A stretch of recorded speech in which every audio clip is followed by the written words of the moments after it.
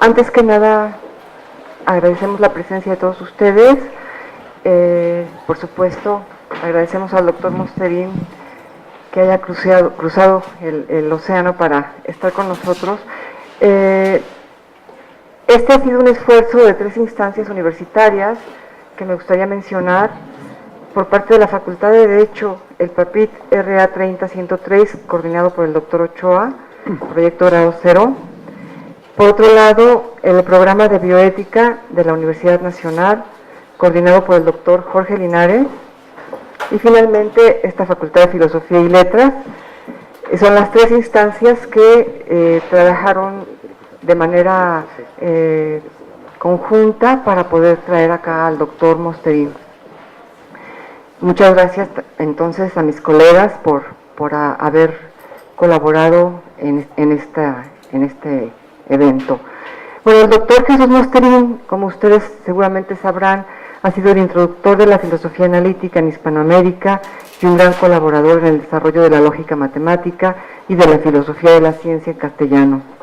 Ha estudiado y escrito sobre muy variados géneros: matemática, lógica, filosofía de la ciencia, antropología, historia de la cultura, ética y filosofía de la biología, desde donde ha participado activamente en discusiones actuales sobre teoría evolutiva y genética. Este último aspecto se encuentra muy relacionado con la actividad que lo ha traído acá en esta ocasión, la defensa de la vida animal desde el ámbito de la etología y de la ética. Jesús Mosterín colaboró con el famoso naturalista y documentalista Félix Rodríguez de la Fuente en un esfuerzo por extender el conocimiento y el aprecio por la naturaleza y la vida salvaje, y de dicha colaboración dio origen a la enciclopedia Fauna. Su lucha contra la crueldad hacia los animales ha incluido su oposición a las tradiciones que involucran espectáculos de crueldad. Ha tomado constantemente posición pública contra las corridas de toros y contra cualquier tipo de maltrato animal. Coherentemente con lo anterior, tomó parte activa en el debate que condujo a la abolición de las corridas de toros en Cataluña en el año 2010. Posteriormente ha publicado un análisis en el que critica esta tradición y una argumentación en contra de los que la justifican. Es presidente honorario del proyecto Gran Simio de España. Ha colaborado con el filósofo Peter Singer en la promoción de derechos legales para los homínidos no humanos, como los bonobos, los gorilas, los chimpancés y los orangutanes. La obra del doctor Mosterín es muy amplia, abarca todos estos ámbitos que les he mencionado ya, y no la voy a mencionar toda.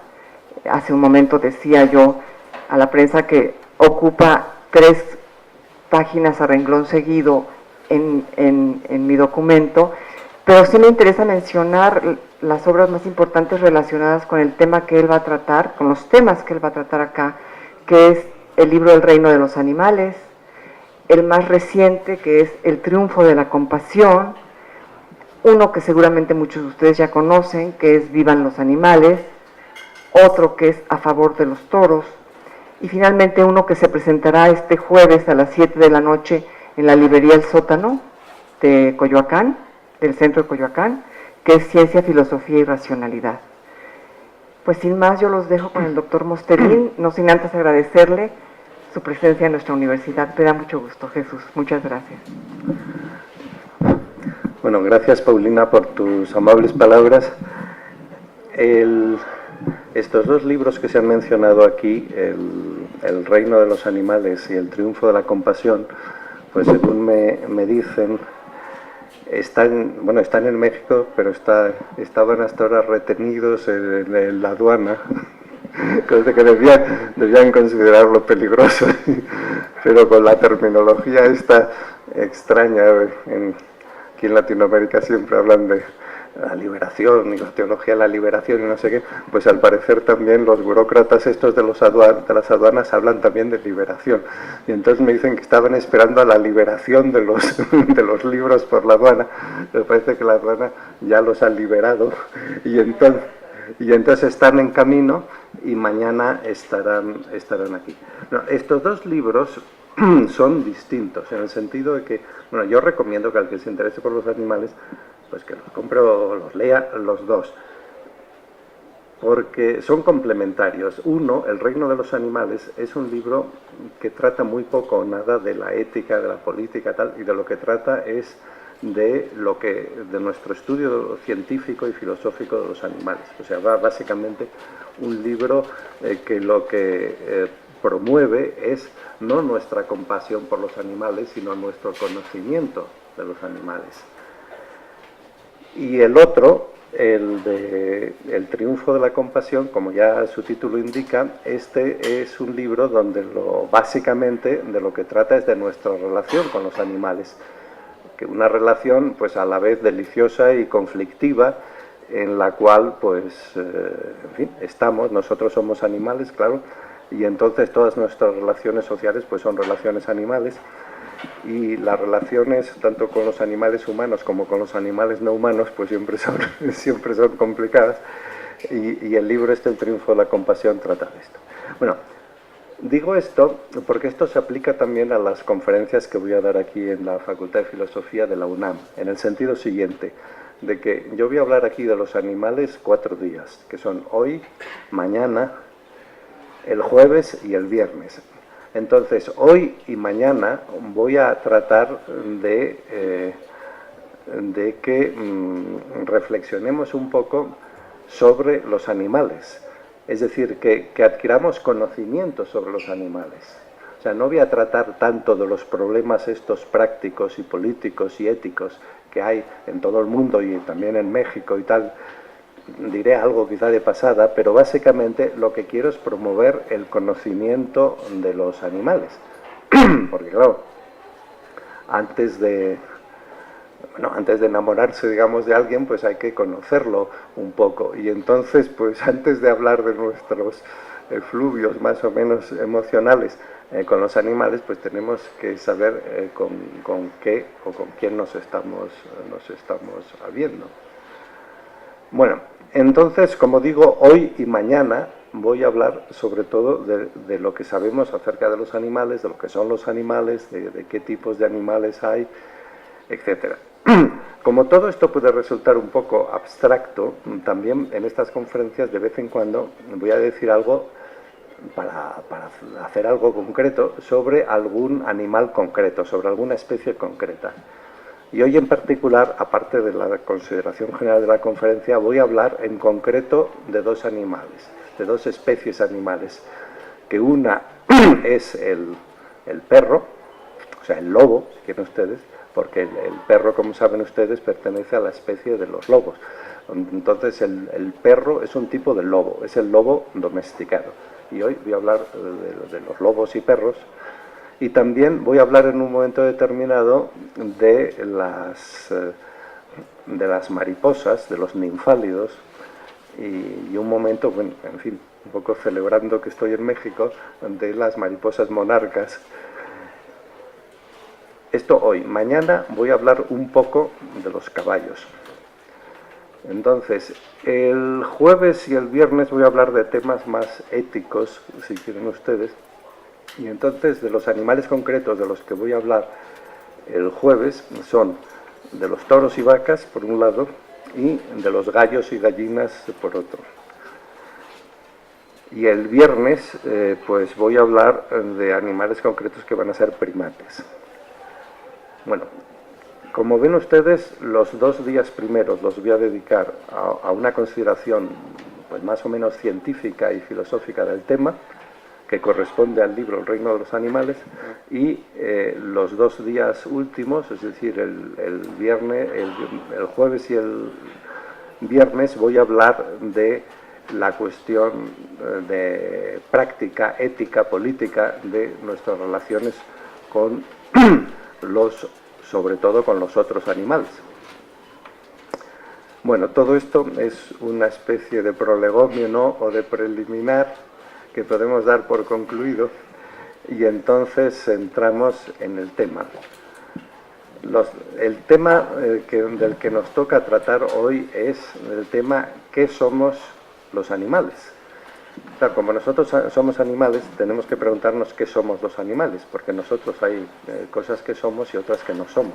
Por ejemplo, yo no puedo decir que somos las piedras porque nosotros no somos piedras, y tampoco puedo decir que somos los planetas porque nosotros no somos planetas, ni puedo decir que somos los micrófonos porque nosotros no somos micrófonos. Pero sí puedo decir que somos los animales, o que somos los primates, o que somos los seres humanos, o que somos los mamíferos, o que somos los, en fin, lo que quieran ustedes. Si estamos, bueno, yo en mi caso puedo hablar de qué somos los hombres, pero no puedo hablar de qué somos las mujeres, porque yo no soy una mujer. Puedo hablar de qué somos los, no sé, los europeos, porque yo soy europeo, pero vamos, como he venido muchas veces a América, también me considero un poco americano y un poco mexicano, pero básicamente la pregunta ¿qué somos los animales? Es la manera correcta de preguntárselo, y no ¿qué son los animales? Porque si nos preguntamos ¿qué son los animales?, parece que estaríamos preguntando por lo que son los miembros de un conjunto al que nosotros no pertenecemos. Bueno, a lo mejor alguno hay por ahí que se considera un vegetal o un mineral, pero no, supongo que la mayoría están de acuerdo y se sienten a gusto en su propia piel como animales. Entonces, bueno, para empezar, cuando nos preguntamos por lo que son las cosas, por lo que es la realidad, estamos dedicándonos a una parte de la filosofía que se llama la ontología. Y el más grande filósofo quizá de todos los tiempos, y que fue el fundador de, entre otras cosas, de la ontología, como lo fue también de la lógica y de la ética, y en fin, y de todo lo que quieran, fue Aristóteles. Y Aristóteles, pues ya, en fin, como decía antes a los periodistas, en la Edad Media era el único filósofo al que no se referían por su nombre propio, sino le llamaban filósofos. Es decir, decían, por ejemplo, pues Platón decía no sé qué y Epicuro decía no sé cuántos, pero el filósofo decía que, y cuando decían el filósofo, se referían a Aristóteles. Y a Aristóteles le interesaba, frente a Platón, que era como muy idealista y un poco fantasioso y hablaba de un cosmos noetos donde, en fin, que estaba lleno de formas abstractas y tal. Platón, Aristóteles era como muy realista y le gustaba mucho la realidad y trataba de estudiar la realidad. Entonces él decía que las cosas que hay, pues que son básicamente de dos tipos. Decía que hay lo que él llamaba en griego usiai, es decir, protaiusiai, es decir, entidades primarias, que son las que son en sí mismas y que no necesitan para existir de otras. O sea, por ejemplo, esto se ha traducido por entidad, por sustancia. Por ejemplo, yo soy una sustancia, una entidad, una usía, una proteusía, una cosa, mientras que si yo me enfado, por ejemplo, mi enfado no es una cosa, no es una entidad, no es una sustancia. Mi enfado solo puede existir en mí. Mi enfado no puede existir sin mí, mientras que yo sí puedo existir sin estar enfadado.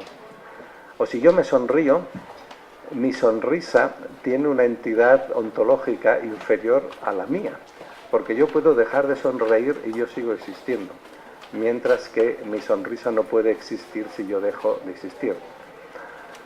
Por eso, si ustedes han leído el libro de Lewis Carroll, de Alicia en el País de las Maravillas, que está lleno de situaciones paradójicas y extrañas, se acordarán quizás de que en un momento determinado se habla del gato de Cheshire, que había estado en la rama de un árbol y ya el gato se había marchado, pero la sonrisa del gato permanecía en la rama. Y esto nos produce una sensación muy rara, porque no puede ser. Evidentemente la sonrisa no puede existir sin el gato. Entonces, los animales, para empezar, somos cosas, es decir, somos sustancias. No somos accidentes, ni somos ficciones, ni abstracciones, ni relaciones. Somos cosas, que es decir de algo que es una cosa es el mayor piropo ontológico que se le puede dar a ese algo. O sea, algunos estudiantes algunos de estos pseudointelectuales de medio pelo hablan a veces de la cosificación y que ciertas tendencias cosifican al ser humano. Obviamente, pues no saben de lo que están hablando, porque como digo, lo mejor ontológicamente que se puede hacer de alguien, incluido el ser humano, es cosificarlo, es lo máximo, más ya no hay. Si no somos cosas, entonces que somos meros accidentes, que somos meras ficciones o meras abstracciones. Las cosas que existen de verdad, como este micrófono, son cosas, sustancias, accidentes, como nosotros. Las cosas, hay una especie de metafísica que trata de todas las cosas, y esta metafísica es la física. La física es la auténtica metafísica. Todas las cosas cumplen las leyes de la física y todas las cosas son, las leyes de la física no determinan unívocamente la conducta de las cosas, pero prohíben muchas cosas, y nada de lo que prohíben se produce en ningún sitio del universo. La física es una ciencia universal. Pero hay una posibilidad de hacer muchas cosas distintas. Piensen ustedes en las leyes, por ejemplo, en un país aquí, del tráfico rodado. Si ustedes van en automóvil por la autopista o por la carretera, pues están obligados a cumplir las leyes del tráfico rodado, porque si no les ponen una multa. Pero cumpliendo las leyes del tráfico rodado pueden ir a muchos sitios distintos y en muchas direcciones. Ustedes pueden tomar el carro y dirigirse hacia Chihuahua, o dirigirse hacia Oaxaca, o dirigirse hacia Veracruz, o hacia Acapulco, hacia donde sea. Es decir, uno, cumpliendo las leyes del tráfico, puede ir a sitios distintos. Y lo mismo ocurre con las leyes de la física. Cumpliendo las leyes de la física, pues se pueden hacer cosas distintas. Entonces, los sistemas que cumplen las leyes de la física se llaman sistemas físicos. Y los sistemas físicos, por un lado, se componen, como ya sabía Aristóteles, de materia y forma, o dicho en jerga más actual, de componentes y estructura. Los componentes son las cosas de que está hecho un sistema, y la estructura pues son las relaciones que hay entre estas cosas y también sus interacciones y también las fuerzas que ejercen unas sobre otras, etc. Entonces casi todas las cosas que estudia la ciencia pues son sistemas físicos de este tipo. Por ejemplo, los átomos son sistemas de este tipo, o por ejemplo pues los núcleos de los átomos, o por ejemplo las moléculas, por ejemplo las células, por ejemplo los animales, por ejemplo los árboles, por ejemplo los planetas, por ejemplo las galaxias, por ejemplo los cúmulos de galaxias, por ejemplo los supercúmulos de galaxias. Todas estas cosas son sistemas físicos, que es de lo que básicamente trata la ciencia. Y nosotros somos un sistema, yo soy un sistema, pero a su vez dentro de mí hay otros subsistemas, por ejemplo mi sistema nervioso, mi sistema digestivo, mi sistema circulatorio. Y a su vez, por ejemplo, dentro de mi sistema nervioso, pues hay otros subsistemas, como son, pues en fin, el sistema límbico. Bueno, dentro de que somos cosas concretas, históricas, espaciotemporales, nosotros, como digo, somos entonces unos seres específicos que llamamos seres vivos. Además de ser seres, de ser cosas, de ser sistemas físicos, tenemos la propiedad bastante rara de ser sistemas físicos vivos. El que un sistema físico sea vivo, tenga la propiedad de la vida, es algo sumamente inverosímil. O sea, lo más probable, según las leyes de la termodinámica, es que los seres vivos no existan. Y cada uno de nosotros es totalmente sorprendente que existamos, que vivamos. O sea, la vida es un milagro, es algo completamente sorprendente que nos debe dejar estupefactos. Sin embargo, lo más natural del mundo es la muerte. O sea, lo que tenemos que esperar es ver muertos a todos los vivos. Esto es lo normal. Y entonces, cuando las cosas que siempre están a la larga, siempre estamos todos muertos, cuando provisionalmente y efímeramente durante un momento, como las moscas estas efímeras, que son moscas que solo viven un día, pues nosotros somos también moscas de un día un poco más largo, que vivimos muy poco tiempo, pues luego ya esto es una situación tan extraña que requiere muchísima energía para mantenerse. O sea, es como si cogemos una cosa muy pesada y la levantamos mucho y estamos temblando, estamos gastando mucha energía para levantarla. En cuanto nos cansamos, la cosa se cae. Pues nosotros, para mantenernos vivos, estamos gastando muchísima energía. Y en cuanto nos cansamos, pues nos morimos, que como digo, es lo normal. Lo que pasa es que los seres vivos, antes de morirnos, pues a veces, algunos, pues se reproducen. Y entonces, aunque ellos se mueran, hay otros que siguen viviendo. Y al mismo tiempo, los seres vivos tenemos una capacidad, que es la que nos ha hecho tan complicados y tan exitosos, que es que, a diferencia de los otros seres, nosotros no perdemos la información que acumulamos, sino que la información que vamos adquiriendo a lo largo de nuestra vida la vamos, digamos, escribiendo en una libreta, si quieren ustedes, que es nuestro genoma. Y esto lo vamos transmitiendo. Y es una libreta que cada vez es más gorda. Y ahora actualmente ya en nuestro caso, por ejemplo, es una libreta que consta de 3.000 millones de letras, de nucleótidos. Y esto es realmente lo que diferencia básicamente a los seres vivos de los demás.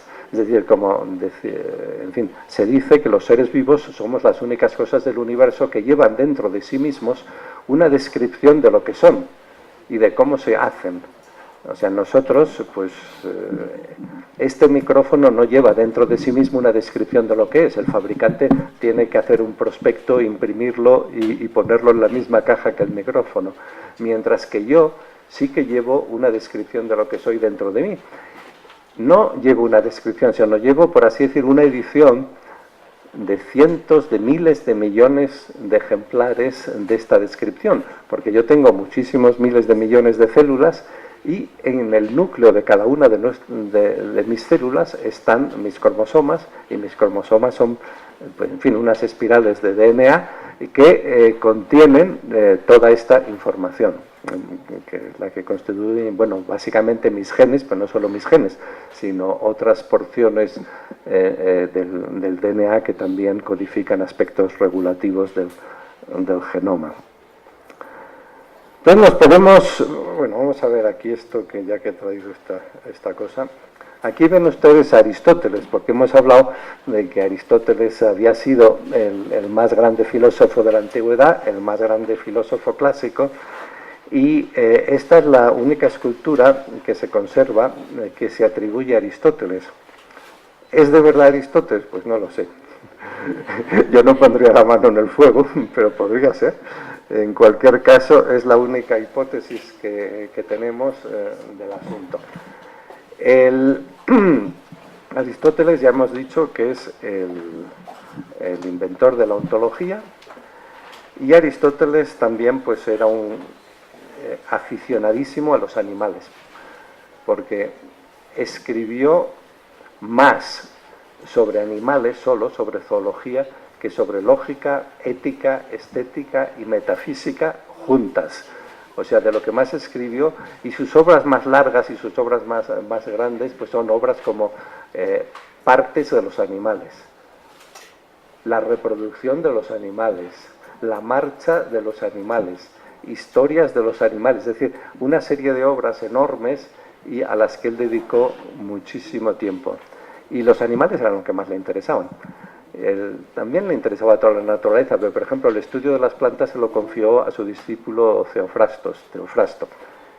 Y cuando Aristóteles, que era nada menos que hijo del médico personal del rey Filipo de Macedonia, que Macedonia era la máxima potencia que había en aquella época, en aquella zona, en el Mediterráneo oriental, donde estaba Grecia, pues claro, Aristóteles, pues, fue un privilegiado desde el principio, era el hijo del médico de Filipo, y luego Filipo le confió la educación de Alejandro, que sería Alejandro Magno.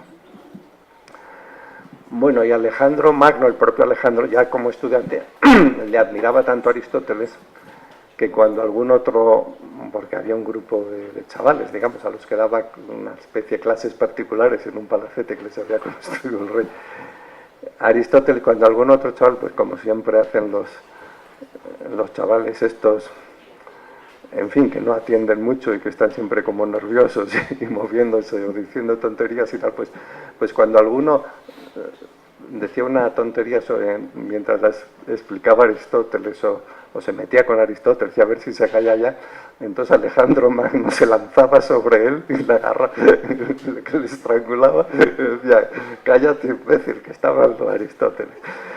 Era un gran admirador desde el principio, y entonces cuando, bueno, muy joven, a los 30 años, se murió su padre, y entonces él ya se convirtió en el gran rey de Macedonia,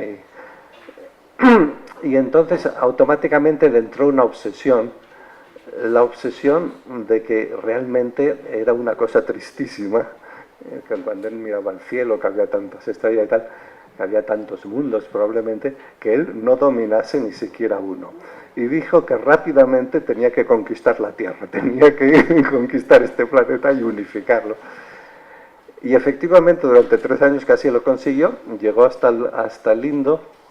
Bueno, pues cuando emprendió su expedición, pues le envió un mensajero a Aristóteles diciéndole que bueno, que iban a conquistar el mundo y que si quería algo. El mundo estaba a su disposición. Lo que quisiera, pues que lo dijera, que se lo llevaban a su casa. Y entonces Aristóteles dijo que diese orden a sus oficiales y a sus soldados que si observaban algún animal extraño que no habían visto nunca, que es a ser posible que se lo enviasen en una jaula o lo que sea vivo, pero que incluso si lo encontraban muerto, que le enviasen el cadáver o que lo disecasen o lo que sea, y que eso era todo lo que le pedía. Y efectivamente lo hicieron. Y Aristóteles allí en el... Claro, porque hay que tener en cuenta que ahora cuando hablamos de universidades y de facultades y tal, la facultad de filosofía o lo que sea, pues son más bien unas cosas, como ven ustedes, pues un poco, no sé cómo decir, frías y administrativas y burocráticas y tal. El liceo, la famosa escuela de Aristóteles, pues no, allí estaban constantemente remangados y etcétera. Bueno, pues todo esto en torno a Aristóteles. Aristóteles no le cabía la más mínima duda, que efectivamente, de que nosotros fuésemos animales, y caracterizaba los sistemas, a los seres vivos, porque decía que los sistemas vivos eran los que tenían dentro de sí mismo la fuente, digamos, de su energía y tal, y entonces a los animales los diferenciaba de las plantas y de los otros seres vivos por 2 notas. Una era la locomoción, que los animales se mueven, mientras que las plantas o los hongos o lo que sea no se mueven.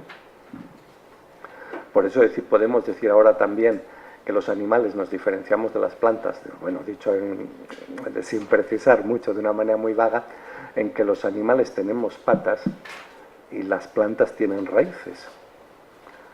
Por eso, bueno, cuando se ponen, como se ponen muchas veces, puertas al campo en el movimiento de los animales, por ejemplo, las aduanas estas que retienen los libros, o las fronteras estas las dificultades que se ponen a la gente que migra, o la barrera que los americanos pues han hecho entre México y Arizona y tal, o las dificultades a los centroamericanos o lo que sea, pues que entran en México, o las barreras que había, la famosa, el muro de Berlín, que durante la Guerra Fría pues enfrentó a un muro de otro, o muchas otras fronteras que hay en el mundo. Ya pienso ustedes en la barrera, en la gran muralla china. El mes que viene estaré en China, pues seguramente voy a estar también en la muralla china, porque siempre que uno va a China lo llevan a la muralla china. Y entonces, pero la muralla china pues es la única construcción prácticamente humana que se aprecia desde el espacio. O sea, los que van en la estación espacial y tal, dando vueltas alrededor de la Tierra, como es tan grande, pues ya a simple vista, sin ningún tipo de prismáticos, digamos, se ve. Bueno, pues todo esto es completamente antinatural, porque, como digo, los animales pues nos movemos, todos, incluidos nosotros. Y claro, podemos tomar ejemplo de mariposas monarcas, de las que hablaremos luego, que cada año pues realizan enormes migraciones entre, en definitiva, Canadá y Michoacán, y lo mismo pues las aves y las ballenas, o sea, todo el mundo vivo es un mundo en constante movimiento.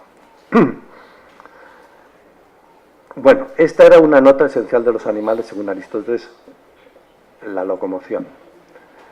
Y la otra, según Aristóteles, era el deseo.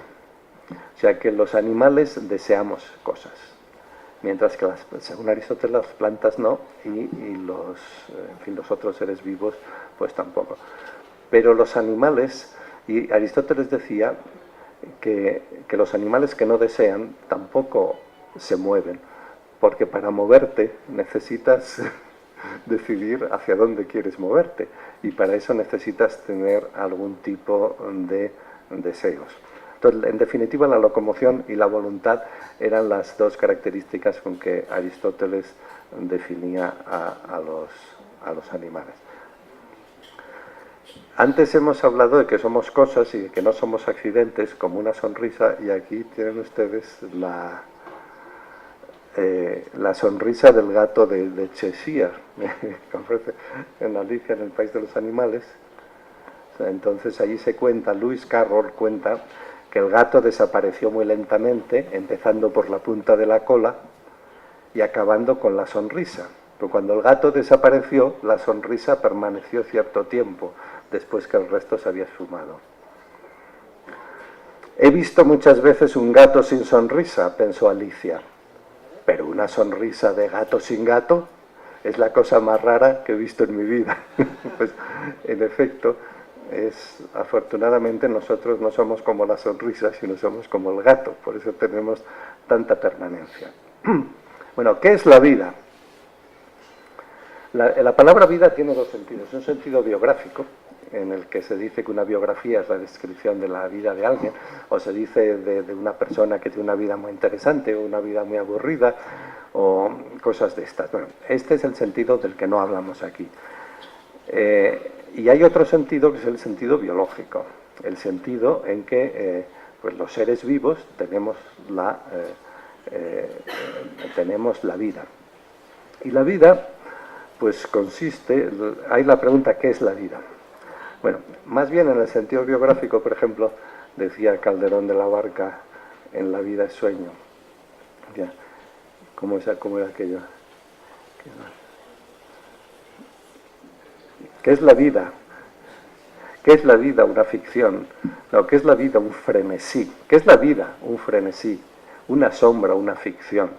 Y toda la vida es sueño, pues los sueños... Y toda la vida es sueño, y los sueños son. Bueno, todo esto se refiere a la vida en sentido biográfico, pero nos podemos ahora en sentido biológico preguntarnos, ¿qué es la vida? Entonces, el gran problema que hay aquí es que ahora sabemos, esto es un conocimiento reciente, en los últimos años hemos adquirido el conocimiento de que casi todas las estrellas de nuestra galaxia tienen planetas, casi todas. Esto significa que hay cientos de miles de millones de planetas en nuestra galaxia. Y aunque es sumamente improbable que existan las condiciones para las que se dé vida, si hay tantos, por muy improbable que sea, pues hay una cierta probabilidad de que efectivamente en muchos lo haya. La verdad es que no lo sabemos. Todo lo que sabemos es compatible con que no haya vida en ningún sitio más que en la Tierra, y también es compatible con que la galaxia entera esté polulando de vida y que haya vida en 100.000 millones de sitios. O sea, no lo sabemos. Esto, por eso es muy emocionante enterarnos de esto, y a la investigación de esto pues se dedican muchísimos esfuerzos. Incluso para saber si hay vida inteligente en otros planetas, a esto se le llama SETI, Search for Extraterrestrial Intelligence, y hay mucha gente que le interesa. Por ejemplo, mucha gente da dinero de el Senado americano en un momento dado suprimió el dinero para investigar el SETI. Entonces muchísima gente pues automáticamente dio dinero de su bolsillo para que se siguiese investigando. Y muchos de los fundadores por ejemplo, de Microsoft y de cosas de estas, en Silicon Valley recogieron muchos cientos de millones de dólares para investigar esto. Y yo mismo he sido durante varios años socio de la Planetary Society y he dedicado cierta cantidad de dinero cada mes para apoyar esta investigación porque me interesa mucho. Realmente, hombre, en ningún caso me gustaría morirme ya, pero una de las razones por las que no me gustaría morirme todavía es porque todavía no se sabe si hay vida en otros aspectos. Una vez que se sepa ya me importará menos, porque claro, el Buda decía que hay que tener cuidado con no morirnos con deseos insatisfechos, porque los deseos insatisfechos nos perseguirán después de la muerte y se reencarnarán en otro ser vivo y seguir. Entonces decía que realmente tenemos que satisfacer todos los deseos, y como pensaba Buda que esto era utópico, los que no podamos satisfacer los tenemos que suprimir. Entonces tenemos que llegar a la muerte sin ningún deseo, porque o bien ya hemos satisfecho todos nuestros deseos o porque hemos eliminado todos nuestros deseos. Y entonces llega la muerte y nos morimos de verdad, que es a lo que llaman los budistas el nirvana. El nirvana es la muerte. Ellos pensaban que uno no puede morirse, que en cuanto uno se muere, como tiene deseos insatisfechos, se encarna en otra criatura que se nace en ese momento. Pero si uno se muere sin deseos, entonces ya no se reencarna más y ya se muere de verdad. ¡Qué satisfacción! ¡Qué tranquilidad! Esto sí que es el sueño eterno, esto que dicen los curas a los muertos, requiescat in pacem, que descansen en paz. Pues esto, que pues estaban obsesionados porque pensaban que nunca les iban a dejar. Nunca les iban a dejar. Y hay uno de estos poemas budistas dice, hablando de un Buda, y dice, bueno, y ya le llegó la hora y tal, ya no tiene el más mínimo deseo, y ahora el Buda se va a morir en un acto supremo de libertad y felicidad. Ya nunca más volverá a renacer. Ya este tipo de problemas, lo que llaman en sánscrito el samsara, que es la rueda esta de las reencarnaciones, para él no se podrá dar. O sea que cuando la palabra esta liberación, que tiene tantos sentidos, desde la teología de la liberación hasta los movimientos de liberación, hasta la liberación de los libros de las aduanas mexicanas, hasta tal, pues entonces en los indios, en los budistas, la liberación significa la muerte. Es decir, cuando dicen que buscan la liberación, lo que buscan es no renacer, lo que buscan es morirse. A nosotros nos parece que morirse es una cosa muy sencilla, que no hay mucho que buscar, pero a ellos les parecía que era una cosa muy complicada y que había que trabajar mucho y esforzarse mucho para conseguirla. Bien, nosotros, como digo, sabemos ahora que hay muchos planetas y no sabemos en cuáles hay vida. Y tampoco sabemos en cuáles, muchos menos, pues hay vida inteligente y hay civilizaciones y cosas de estas. Bueno, les pongo aquí esta foto porque, bueno, yo he ido a muchos sitios que como me interesa el tema, que se investiga esto, y esto es en Puerto Rico, es el radiotelescopio de Arecibo. Bueno, si van ustedes a Puerto Rico, pues pueden allí ir, está a unos 80 o 90 kilómetros de San Juan de Puerto Rico. Y está como en un bosque. Entonces esto es el mayor radiotelescopio fijo del mundo. Aquí tiene esta antena parabólica debajo y entonces, como esto es fijo, lo que se mueve es esta cosa que está colgada, que es la que capta el foco para captar radiaciones de un tipo o de otro. Bueno, aquí de todo el mundo pues van científicos a hacer diversas investigaciones que están haciendo. Ustedes saben que los observatorios astronómicos funcionan por tiempo. Si ustedes quieren hacer una investigación tienen que solicitar tiempo. Y entonces les dice, bueno, pues les damos 2 noches, la noche del 27 al 29 de abril del año 2016. Prepare usted la investigación porque tendrá todo el observatorio a su disposición, pero solo esas 2 noches. Entonces, claro, el científico va y hace su... Y a veces ocurre que va y esas 2 noches está nublado y se pone a llover, con lo cual se pega un tiro porque tiene que volver a esperar. Pero bueno, aquí hacen investigaciones de todo tipo de otros temas, pero siempre, mientras están investigando otro tema, están captando las radiaciones que al azar llegan a la antena esta parabólica y entonces están tratando de encontrar radiaciones que tengan una cierta, en fin, una cierta mezcla de de repetitividad y variación que parezca indicar una especie de radiación consciente. Porque claro, irse a planetas lejanos para hablar con los seres inteligentes que pueda haber allí, eso es muy utópico de momento. Pero claro, si estos envían emisiones de radio, por ejemplo, pues esto sí que lo podríamos captar como aquí. Entonces esto nos ayudaría a saber más lo que es la vida, porque aprenderíamos a saber lo que es la vida en general. Este es uno de estos instrumentos que colocamos por encima de la atmósfera, porque la atmósfera, digamos, distorsiona la radiación que llega a la Tierra, y hay muchos tipos de radiaciones que las absorbe la atmósfera. Entonces, para captarlas tenemos que colocar a los instrumentos por encima. Y, por ejemplo, una de ellas es el infrarrojo. El infrarrojo, pues, lo absorbe la atmósfera, que es una radiación, en fin, muy importante, por ejemplo, para los seres vivos, porque todos los seres vivos somos emisores de radiación infrarroja. Por ejemplo, todos ustedes que están sentados aquí, y yo también, claro, ahora mismo somos como emisoras de radiación infrarroja, estamos emitiendo en infrarrojo, y esto se debe a que la radiación que emiten los objetos depende de su temperatura. Como nosotros estamos a unos 36 grados, los objetos que están a 36 grados, bueno, no solo a 36, pero ese rango de temperatura, emiten radiación en infrarroja. Y es lo que se llama a veces el calor animal. Por eso, por ejemplo, en las ciudades, aquí no sé si hace alguna vez frío en México, pero en las ciudades del mundo donde hace frío, en el metro, que va lleno de gente siempre, pues no hace falta poner calefacción, porque los propios clientes que van viajando, que van llenos, en Japón, por ejemplo, incluso hay unos funcionarios que los empujan, pero todo el tren va lleno de pasajeros, y todos estos pasajeros se están emitiendo en infrarrojos. Entonces, por mucho frío, aunque esté todo nevado y helado fuera, cuando uno se mete en el metro, pues hace un calorcito animal tremendo. Enseguida empieza uno a sudar, porque es la radiación infrarroja que se emite. Bueno, pues esto ven ustedes aquí, este telescopio trata de captar la radiación infrarroja que emiten los seres vivos, para saber no solamente a qué distancia está un astro, qué planetas tiene o qué masa tienen, sino para saber si es probable que haya vida. Y si hay vida en este planeta, pues tendría que emitir muchas radiaciones en infrarrojo, y hay muchas investigaciones en marcha para captar estas radiaciones de infrarrojo y aprender algo sobre la vida en otros planetas.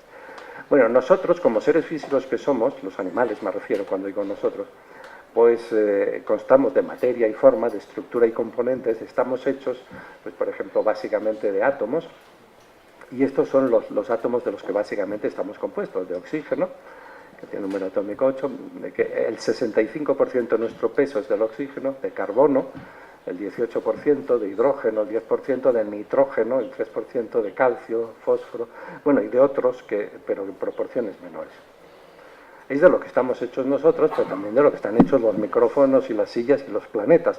O sea, de estos átomos y otros, o sea, de los 100 átomos aproximadamente que hay, pues estamos hechos todas las cosas en todo el mundo.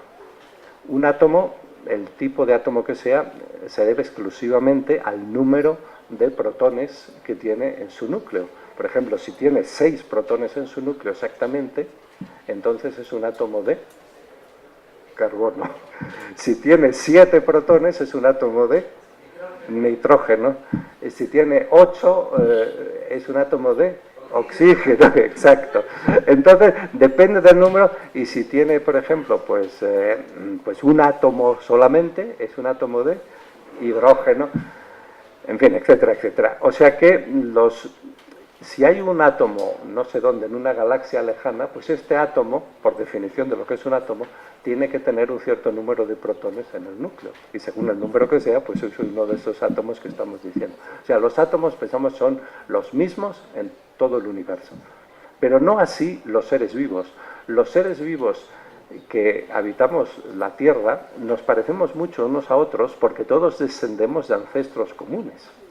No es que haya una necesidad en las leyes de la física o lo que sea de que seamos así.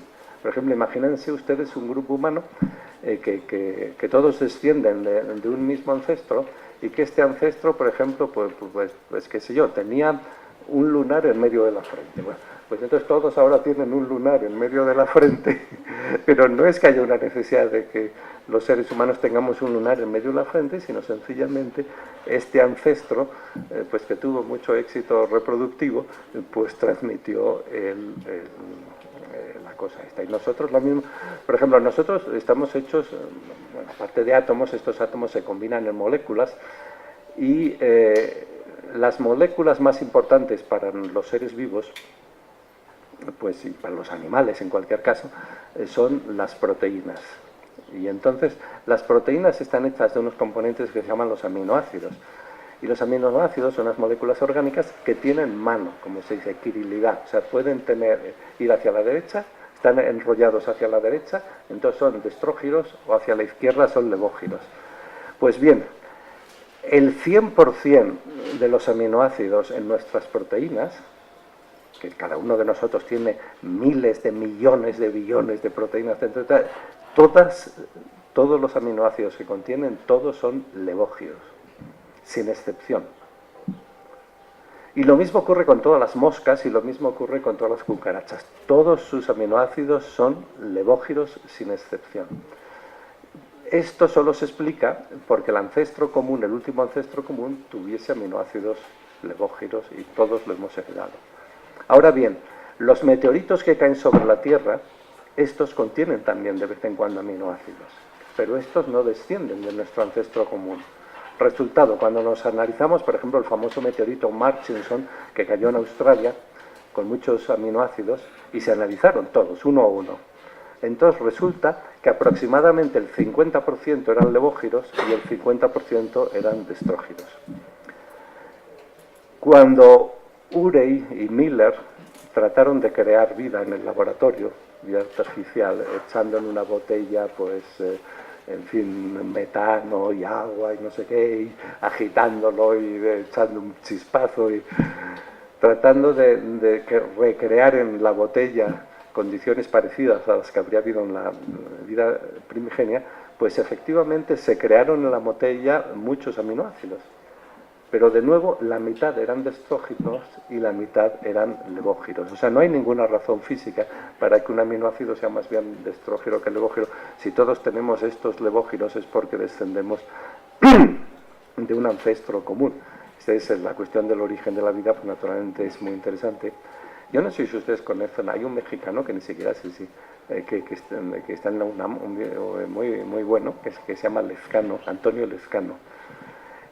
Antonio Lezcano, pues es, en fin, es que yo sepa la persona que aquí más, aquí y fuera de aquí, es una persona que ha investigado mucho cuestiones del origen de la vida y bueno, yo creía que sería algo famoso, por lo que veo no. Entonces,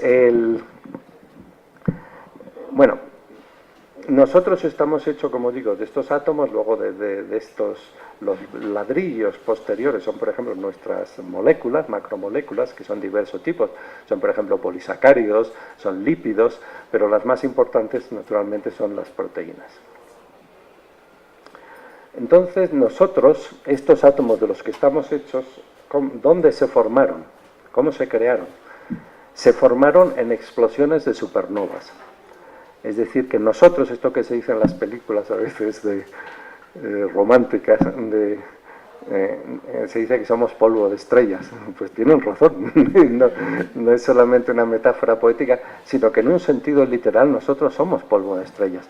Porque el único de los elementos de los que estamos hechos, el único que se creó en el Big Bang fue el hidrógeno. Los otros no. Los otros, es decir, estos que hemos dicho, por ejemplo, el carbono, el nitrógeno, el oxígeno, en fin, el calcio, todo esto se crearon después. Y se crearon básicamente en las explosiones estas de supernova. Es decir, cuando una estrella que tiene una masa mayor que 4 veces la masa del Sol llega al final de su vida, pues estas estrellas, bueno, se dice que se mueren, en sentido metafórico, claro, en sentido literal solo nos morimos los seres vivos, pero en fin, se dice que la estrella cuando se acaba, que se muere, se le acaba el combustible y bueno, y entonces empieza a contraerse y tal. Si es una estrella muy masiva, ahora no hay tiempo aquí ni tiene sentido explicar el proceso, pero en cualquier caso hay como un gran colapso de una masa gigantesca que a su vez al colapsar explosiona y produce una gran explosión con la cual casi toda esta materia, esta masa sale al espacio, y esta explosión se le llama una supernova, que existe durante un tiempo determinado y durante varios miles de años se pueden ver sus restos en el espacio. Esto, por ejemplo, es la nebulosa del Cangrejo, que es el resto de una determinada explosión de supernova. Y ahí esto está lleno de estos átomos, por ejemplo, de carbono, supongamos, o de oxígeno, que antes no lo había. Y nosotros nos hemos formado ahí. Es decir, la mayoría de nuestros átomos no se formaron en el Big Bang, se formaron en explosiones de supernovas. Bueno, ¿qué es la vida? Bueno, vamos abajo. Cuando se han pedido actualmente definiciones de qué es la vida en general, se han dado definiciones como estas, que no funcionan. Definición metabólica. La vida es, o los seres vivos son cuantos ingieren, metabolizan y excretan. Pero esto es cierto, todos los seres vivos que conocemos ingerimos, metabolizamos y excretamos. Pero estos seres vivos, pero no solo los seres vivos hacen esto. Por ejemplo, un coche, si piensan ustedes, también ingiere, o sea, cuando le ponen gasolina al coche es como si el coche estuviera comiendo o bebiendo. La quema y hace una serie de procesos internos que equivalen a nuestra digestión, y luego pues así como nosotros pues vamos al baño o lo que sea y excretamos, pues el coche por el tubo de escape también pues va soltando estas excreciones. O sea que en cierto modo, si aceptásemos la definición metabólica, habría que concluir que el coche es un ser vivo, pero un coche no es un ser vivo, intuitivamente, o sea, no todo lo que satisface esta definición pues se puede considerar. Hay la definición termodinámica, lo que está en desequilibrio termodinámico. Ya hemos dicho que los seres vivos pues no deberíamos existir porque somos muy improbables. La termodinámica es la parte de la física que, entre otras cosas, nos dice lo probable que es un sistema. Y claro, un sistema que está muy organizado es muy improbable. Cuanto más se desorganiza, más entropía adquiere y se hace más probable. Y el sistema alcanza su punto de máxima probabilidad, lo que se llama el estado de equilibrio del sistema, cuando alcanza la máxima entropía que puede alcanzar, y ahí ya digamos se queda. Nosotros, que somos muy improbables, que estamos muy lejos del equilibrio termodinámico, y muchos han dicho que esta es la mejor definición. Ser vivo es un ser vivo en desequilibrio termodinámico, pero tampoco funciona la definición, porque hay cosas como por ejemplo un rayo que están en desequilibrio termodinámico. Y hay cosas como una explosión, o sea, cuando hacen fuegos artificiales o por ejemplo, simplemente una bomba que se lanza, pues explota. Esto está en total desequilibrio termodinámico y no es vivo. Luego, en la definición reproductiva, se dice que, claro, es cierto, todos los seres vivos que conocemos pues se reproducen. Nosotros nos reproducimos y se reproducen pues los cocodrilos, y se reproducen las bacterias, y se reproducen las arqueas, y se reproducen las plantas y los hongos, y todos nos reproducimos. Entonces, bueno, pues todo lo que se reproduce está vivo. Pero eso tampoco es cierto, porque, por ejemplo, aunque se usen metáforas biológicas, en el mundo de la informática, como saben ustedes, los que manejan mucho las computadoras y tal, pues hay siempre multitud de constantemente hay problemas e historias que se refieren a que entran virus informáticos en la red, que son pues unos programas que tienen la capacidad de autorreproducirse y se autorreproducen furiosamente y infectan a muchas computadoras y producen muchos problemas. En fin, esto, por ejemplo, pues aunque se les llame virus, hay que poner virus entre comillas, porque efectivamente no son virus de verdad, pero se reproducen en cualquier caso y no son. Es muy interesante la cuestión de en qué consiste la reproducción. Ya von Neumann, por ejemplo, pues fue el primero que estudió esto en serio, pero no vamos a hablar más aquí. A veces se dicen que los seres vivos se tratan de definir en términos de complejidad. Y se dice que nosotros, los seres vivos, son mucho más complejos que los otros, o también se dice que nosotros somos más complejos que las cebollas o lo que sea. Pero todo esto son cosas que se dicen de un modo absolutamente gratuito. yo espero que todos ustedes sean un poco filosóficos, al menos en el sentido de que no acepten todas las cosas que oyen y que tampoco piensen que todas las palabras que se usan tienen sentido. Hay muchísimas palabras que son como que no significan nada y que se usan muchísimo en el lenguaje. Y bueno, entonces ahí es muy interesante el tema también de en qué consiste la complejidad, pero si nosotros decimos que somos más complejos que un tomate, por ejemplo, la verdad es que habría que definir en qué consiste la complejidad. Y a veces se han hecho propuestas, como por ejemplo la complejidad de un ser vivo consiste pues en medir, por ejemplo, el número de nucleótidos que tiene el genoma. Pero resulta que una cebolla, que he dicho antes, tiene 8 veces más nucleótidos en el genoma que un ser humano. O sea que nosotros, por ese criterio, no somos ni mucho menos los seres vivos más complejos. En cualquier caso, pues tampoco nos sirve la definición.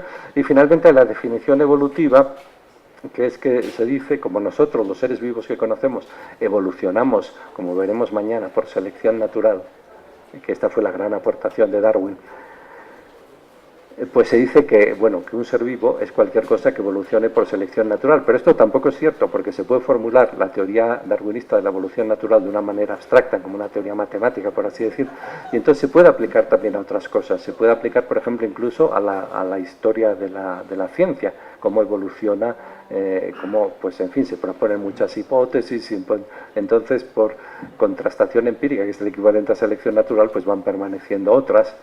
Incluso se aplica en muchos campos, incluso en economía de la empresa. O sea, unas empresas van bien y ganan mucho dinero y progresan, digamos, otras empresas van mal y se arruinan y hacen bancarrota. Hay diversas explicaciones del tema. Unas son explicaciones más, digamos, psicologistas, en el sentido que dicen que unos empresarios pues son más listos que otros y tienen mejores ideas y estos pues tienen más éxito y triunfan, y otros son más tontos o más torpes y tal, y entonces toman las decisiones equivocadas y se arruinan. Pero hay otra explicación, hay otra escuela de economistas más darwinista, digamos, que dice que no, que básicamente los empresarios, pues unos con otros toman sus decisiones al azar, como si echasen una moneda al aire, y toman unas decisiones y otros toman otras, y sencillamente el mercado, que es el que equivale a la selección natural, pues resulta que por razones que a veces entendemos y por razones que a veces no entendemos, pues adopta algunas de estas soluciones y otras no adoptan, y entonces las empresas cuyas soluciones propuestas son adoptadas son las que triunfan. O sea, por ejemplo, a lo mejor a todos nosotros nos invitan a ser empresarios textiles y diseñadores de moda, y entonces nos dicen, bueno, pues diseñen todos ustedes, no sé, un pantalón o una falda o lo que sea, la quieren así o así, y digan de qué color va a ser, pues rojo con unas motas, bueno. Entonces, si nosotros, bueno, pues así diseñamos, por ejemplo, 40 pantalones, los ponemos a la venta y nos dicen que las ganancias que produzca cada uno de estos pantalones van a ser para el diseñador. Entonces, unos de estos pantalones van a tener éxito porque les van a hacer gracia a los compradores, y entonces los que entre ustedes o entre nosotros los hayamos diseñado vamos a ganar mucho dinero, mientras que otros pues se van a quedar todos en el almacén porque no se va a vender ni uno, y entonces estos pues se van a arruinar. Bueno, lo único que quiero decir es que se ha tratado de aplicar la teoría de la evolución natural a todo tipo de fenómenos que no son la biología, y que obviamente todos estos no son fenómenos biológicos. O sea, el resumen de todo esto es que no tenemos una definición general de la vida satisfactoria, ni la tendremos mientras estemos en este estadio provinciano de la historia en el que solo conocemos un tipo de vida, que es la vida que hay en la superficie de este pequeño planeta nuestro. En este sentido, más que una ciencia teórica, la biología es como una biografía, es algo histórico, algo provinciano. O sea, la física es una ciencia universal, la biología es una ciencia provinciana, la ciencia de la biosfera del planeta Tierra.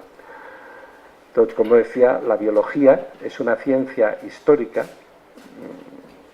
Bueno, ya Aristóteles, al que hemos puesto su foto y citado varias veces, decía que solo hay ciencia de lo universal y teoría de lo universal, y que de las cosas concretas lo único que hay es historia. Bueno, pues entonces la biología en este sentido es la ciencia histórica. Los rasgos comunes a los seres vivos terrestres se deben a la herencia de un ancestro común. Por ejemplo, nosotros como unidad estructural de nuestras moléculas, todos los seres vivos, tenemos el carbono. Es posible que en otro planeta tengan el silicio, por ejemplo, pero nosotros tenemos el carbono. Como disolvente, porque todas las reacciones de la vida necesitan un escenario líquido, pues tenemos el agua. Pero, por ejemplo, hay muchos planetas que están a una temperatura inferior a 0 grados centígrados, en los cuales el agua es hielo, y por lo tanto la vida no se puede desarrollar ahí. Sin embargo, por ejemplo, pues el helio líquido, por ejemplo, el alcohol etílico, por ejemplo, pues es líquido a estas temperaturas, por ejemplo, de menos 80 grados. Entonces ahí podría ser más adecuado. Nosotros mismos estamos hechos de proteínas, que a su vez están hechas de 20 aminoácidos siempre los mismos, y levógenos. Bueno, en otro sitio podrían ser de otro tipo. Y todos los seres vivos de la Tierra describimos lo que somos en el mismo código, que es el código genético, el código del DNA. Entonces, claro, no puede haber vida sin una conservación de la información acumulada. Pero lo mismo que podemos escribir libros en diversas lenguas y en diversos alfabetos, pues también seres vivos de otros sitios podrían su información acumularla y transmitirla de otra manera. Y la energía que todos los seres vivos de la Tierra, desde las hierbas hasta, en fin, lo que quieran ustedes, las amebas o nosotros, la energía, lo mismo que cuando ganamos dinero, lo llevamos al banco y lo ponemos en nuestra cuenta corriente en el banco, no necesitamos gastarlo inmediatamente. Cuando un ser vivo adquiere energía, o crea energía, no necesita gastarla inmediatamente, la puede ahorrar en su cuenta corriente para cuando la necesite.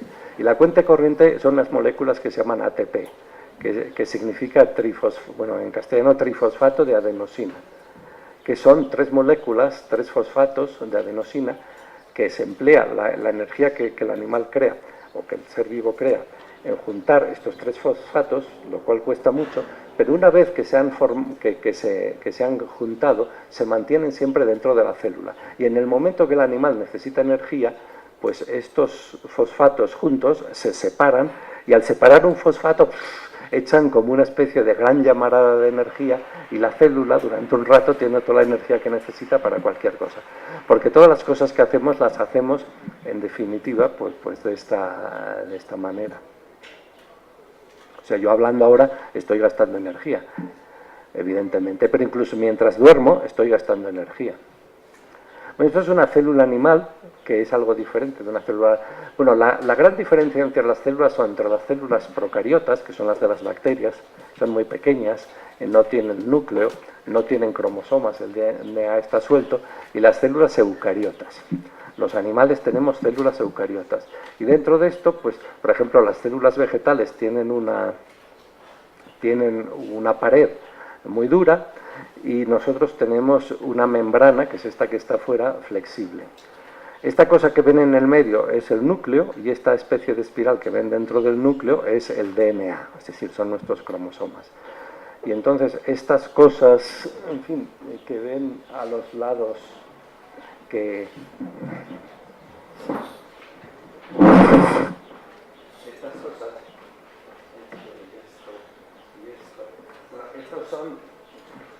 estos son mitocondrias, que son donde la célula pues produce, son como las centrales eléctricas, digamos, produce su energía. Y son muy curiosas porque nuestras células animales, células eucariotas, son el resultado, antes no las había, de una guerra y una simbiosis entre bacterias. O sea, nuestras células son repúblicas de bacterias, y en concreto en un momento dado los seres vivos produjeron la mayor crisis ecológica de todos los tiempos, porque cuando no había oxígeno en la naturaleza terrestre, se pusieron a hacer la fotosíntesis y empezaron a emitir oxígeno. Y el oxígeno era totalmente venenoso para todos los organismos que había. Entonces casi todos se murieron. Y en el esfuerzo por sobrevivir hicieron todo tipo de cosas raras, se comieron unos a otros, formaron simbiosis y tal. Y en cualquier caso, algunas bacterias estas que se habrían muerto porque pues se comieron a otras bacterias que sabían aprovechar el oxígeno, y entonces se las comieron, pero no las mataron, sino que las dejaron vivas dentro y se estableció una simbiosis en la cual pues la bacteria grande pues digamos alimentaba a la bacteria pequeña que estaba dentro, y al mismo tiempo la bacteria pequeña digamos recogía el oxígeno y lo transformaba en energía, que es la respiración. Bueno, esto es una célula animal, todos los animales estamos hechos de este tipo de células. Aquí ven ustedes la célula, lo que hay en medio es esta cosa redonda, pues el núcleo. Entonces, dentro del núcleo están los cromosomas, que están hechos de esta cosa, en fin, que está un poco desenrollada, que es la famosa doble hélice del DNA, que es una cadena de nucleótidos apareados. Entonces, la célula, ahora hablamos de animales. ¿Cuál es en la zoología actual la definición oficial que aplican los zoólogos para determinar si algo es un animal o no? La definición oficial es: un animal es un ser vivo que se forma a partir de una blástula. Punto. O sea, todo ser vivo que se forme a partir de una blástula es un animal. Y todo ser vivo que no se forme a partir de una blástula, pues no es un animal. Entonces nosotros, bueno, todo empieza cuando un espermatozoide penetra en un óvulo y lo fecunda. Entonces el óvulo fecundado, bueno, el espermatozoide tiene todavía que atravesar todo el citoplasma del óvulo hasta llegar al núcleo, y tiene que penetrar en el núcleo, y entonces en definitiva pues se forma el espermatozoide. Es una cosa muy esmirriada y muy pequeña, que prácticamente es solo DNA. O sea, es una especie, es el vehículo más sencillo y más ligero posible que puede llevar consigo todo un cargamento de DNA. Mientras que el óvulo es una cosa gordísima, llena de alimentos y de maquinaria y de cosas. Pero llevan la misma cantidad de DNA, el esmirriado espermatozoide y el obeso óvulo, digamos, llevan la misma cantidad.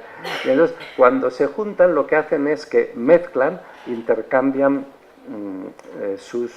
los genes y forman un nuevo genoma, que es en lo que consiste la sexualidad en sentido estricto. Bueno, algunos de ustedes que sean humorísticos y cachondos y tal, pues pensarán que la sexualidad pues es algo así como el erotismo y el darse, qué sé yo, pues el darse besos o hacer el amor o no sé qué. Eso no es la sexualidad, eso es la sexualidad en sentido vulgar. En un sentido científico, la sexualidad consiste en barajar los genes. Es decir, normalmente los seres vivos, que no son animales y que no son de otro tipo, normalmente los seres vivos hacen copias de sí mismos, hacen copias perfectas de sí mismos. Un ser vivo se reproduce y tiene, por ejemplo, 20.000 crías, y estas 20.000 son copias perfectas del reproductor. Entonces, los animales que hemos evolucionado tanto, hemos tenido que cambiar mucho, y para cambiar mucho hace falta que produzcamos no copias perfectas de nosotros mismos, sino copias imperfectas.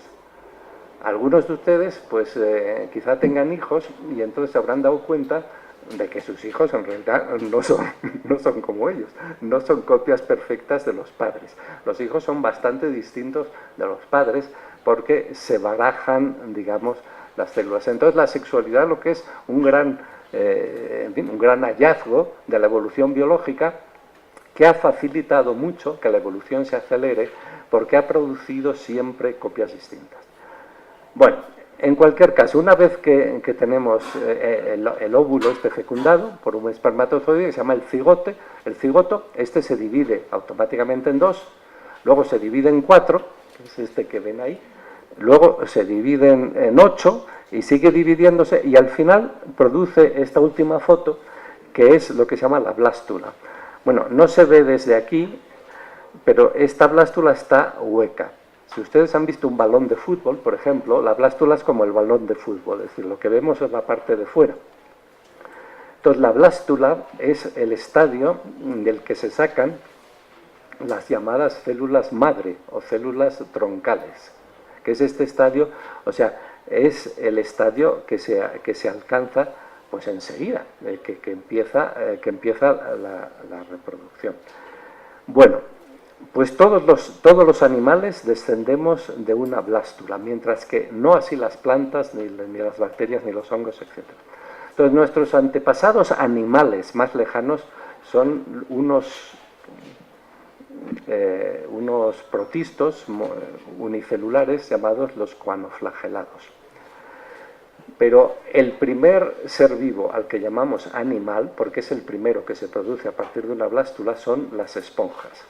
Y las esponjas son seres vivos muy poco típicos, porque la palabra animal viene de ánima, de alma. O sea, en un sentido intuitivo, los animales pues, son las cosas que tienen alma. Ánima, animal.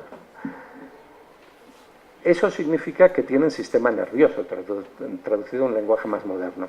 Sin embargo, las esponjas no tienen sistema nervioso, las esponjas no tienen neuronas, las esponjas no tienen alma, las esponjas no sienten, no piensan, no desean, como diría Aristóteles.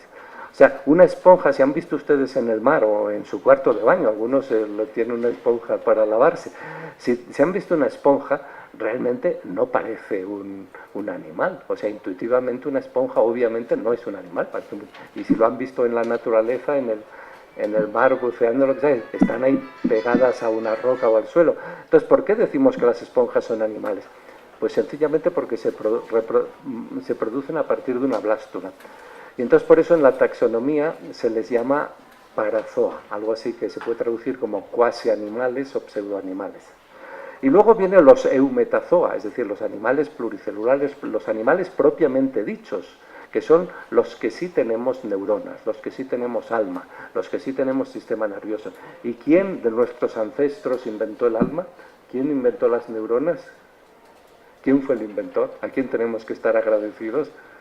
¿A quién en nuestro altar, como tienen los chinos siempre en casa, un altar a sus ancestros? ¿A cuál de nuestros ancestros le tenemos que dar una posición en el altar de los ancestros porque nos ha concedido la capacidad de pensar, etcétera? Pues a las medusas. Estos son nuestros honorables antepasados que inventaron las neuronas y que inventaron el sistema nervioso. ¿Y por qué? Porque las esponjas están quietas como los vegetales en el mar. Y cuando uno está quieto, cuando uno no se mueve, cuando uno tiene raíces muy profundas, pues no tiene nada que pensar. Normalmente se acaba volviendo quieto y estático y tonto, mientras ahí está, digamos. Entonces, en cuanto uno, digamos, saca su raíz de la tierra y se pone a moverse y a andar y tal, entonces pues el mundo se le presenta lleno de peligros y oportunidades y tiene que espabilarse, tiene que pensar y tal.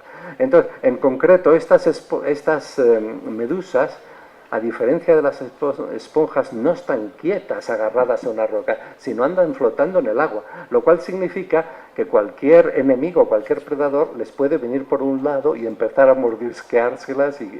Entonces, en cuanto notan que empiezan a mordisquearlas por un lado, lo que tienen que hacer es lanzarse a toda velocidad en dirección contraria, huyendo del peligro, que es una de las cosas básicas en que consiste ser un animal, en saber huir de los peligros.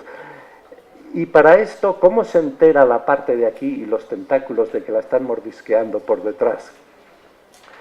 Pues porque se han establecido unas líneas telefónicas que son precisamente las neuronas. Las neuronas son unas células que, como saben ustedes, a diferencia de las otras células, aparte del núcleo y estas cosas como las demás, tienen unos filamentos y sobre todo tienen el axón, que es larguísimo, que puede tener metros de longitud. Y esto es la línea telefónica con la que se conectan. Bueno, naturalmente, comparado con nuestro sistema nervioso, pues es un sistema nervioso no muy desarrollado, pero es el primero y son los que inventaron las neuronas. Este es, como ven ustedes, en fin, una neurona típica, aquí está el tronco en el medio, y bueno, esto ven ustedes aquí, que van saliendo filamentos y el principal, pues es el axón. Bueno, nosotros, que somos animales, tenemos un sistema nervioso. Y esto es muy importante porque Cuando nosotros pensamos, por ejemplo, en nuestra relación con los animales nos enfadamos, a los animales los queremos, con los animales tenemos una relación, digamos, emocional. Todo esto viene de que compartimos un sistema nervioso. Y también las alegrías y las penas y la compasión y el odio, todas estas cosas vienen del sistema nervioso. Y también una de las capacidades típicas que tenemos los animales, que es un sistema cibernético especial, que es el sistema cibernético del placer y el dolor. O sea, ustedes no piensen que el dolor, por ejemplo, que es una cosa normal o que es una cosa muy fácil de tener, ni mucho menos. O sea, el dolor es algo dificilísimo de crear y de implementar. Lo normal es no sentir dolor. O sea, cuando a un coche se le acaba la gasolina, el coche no siente dolor. Mientras que cuando a nosotros se nos acaba la comida, pues sentimos hambre y que puede llegar a ser dolorosa. Cuando el coche pues tiene un violento rozamiento con otro y se queda la carrocería toda raspada, el coche no siente dolor. Mientras que si el coche con quien se raspa es no sé qué, pues con un ciclista, pues el ciclista pues siente dolor o se muere y tal. Y los animales en general pues sentimos dolor muchas veces, pero el sentir dolor, como digo, no es algo... Si nosotros producimos, por ejemplo, inventamos una máquina, la inventamos y ya está, una lavadora o una máquina de fotos o un teléfono móvil, lo que quieran ustedes, un micrófono.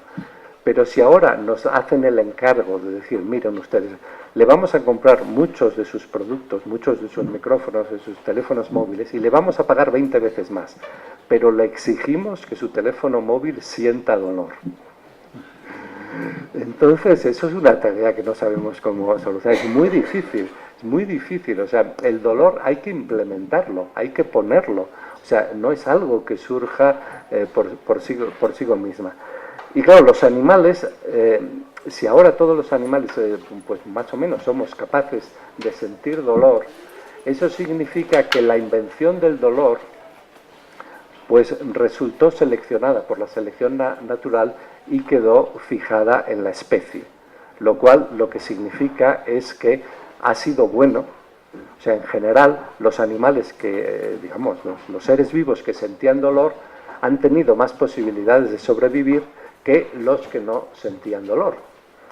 Por ejemplo, si supongamos estamos en casa, en la cocina, y tenemos una sartén que está puesta en el fogón o en fin, no sé cómo le llaman aquí en la cocina, y la sartén está caliente porque está el fuego puesto, y nosotros estamos pensando en otra cosa, y nos acercamos y agarramos la sartén, y la sartén resulta que es una sartén metálica que está muy caliente.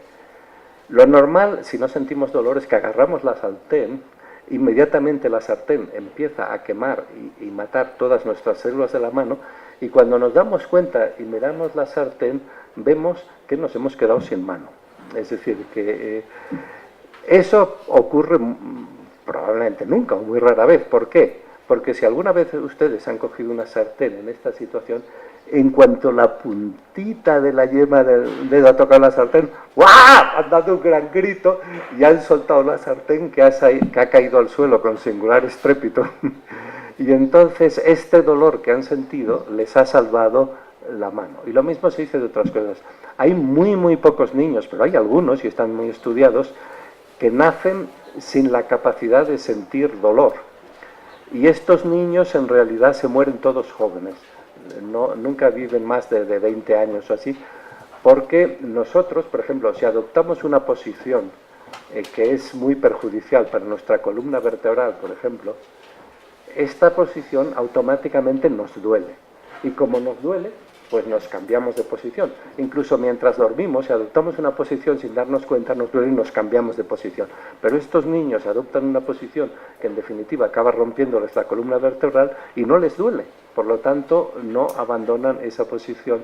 O sea que el sentir dolor es un mecanismo cibernético que es muy útil. Y lo mismo pasa con el sentir placer.